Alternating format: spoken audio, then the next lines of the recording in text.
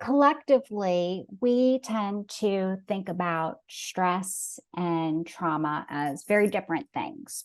Researchers even study them separately, and even our healthcare providers treat them in different ways. So, for example, we have things like chronic stress, shock trauma, developmental trauma, and relational trauma.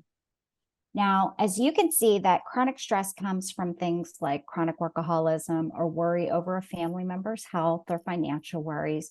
And then the other things, they feel a little bit different to us. And that's because our meaning that we create with our thinking brain, that is actually what makes these feel so different in our minds.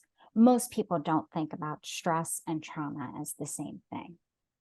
Now, the funny thing about meaning is that the meaning that our thinking brains make about stressful or traumatic experiences that we have is actually profoundly affected by the way that our family has taught us to believe, our organizational and societal norms and beliefs, and the values that we have. And we live in a society that has a belief system that more stress somehow shows that we're more important or more powerful. Stress is kind of that badge of honor. But trauma, on the other hand, is some symbol that we're broken or weak or too vulnerable and we can't make it through. So I would like to argue that they are on the same continuum, and it's just how our brains react to the experience. So I'm really curious, for those of you who have got your cameras on, any of you, were you raised with the value of grit, having grit or having determination, or, it's important to have perseverance and power through those big things? I see some nods and some smiles. Yeah, absolutely. It's a big deal to have these values in our lives. And it's pretty normal, especially in the American culture, to have that.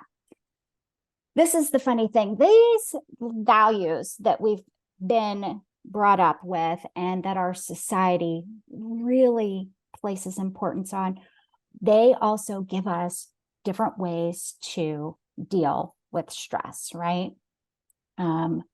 Things like, oh, we'll think about that later, or, I'll put it in the box and come back to it later. Or let's ignore it. So anybody here like to Netflix and chill? We know what that does for us. It's like, oh, at least we can get away for a little while and just be distracted from it. There is, of course, reframing it as positive, or even telling ourselves it's not really that bad. Those kinds of things, along with, hey, I just got to power through. These are the really typical American ways that our culture tells us are appropriate ways to deal with stress.